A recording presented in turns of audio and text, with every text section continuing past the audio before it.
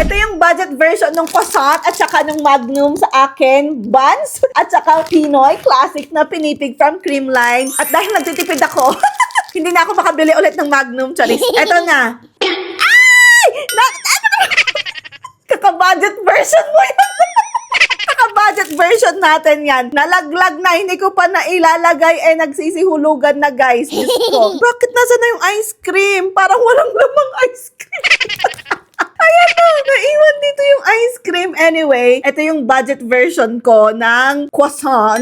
At saka, croissant daw yung croissant. At saka nung Magnum. Sa akin, pinipig. O, diba? Ito pa rin ang the best talaga. Ang dirty ice cream at saka buns. Well, try natin.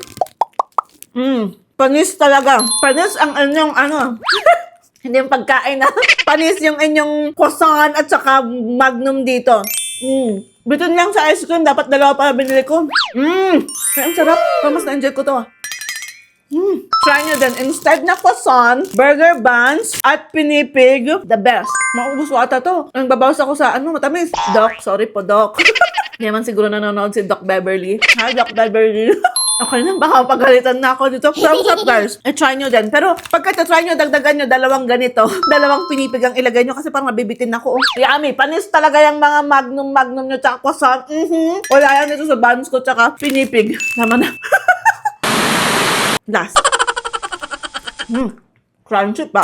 Mula kayo. Panis.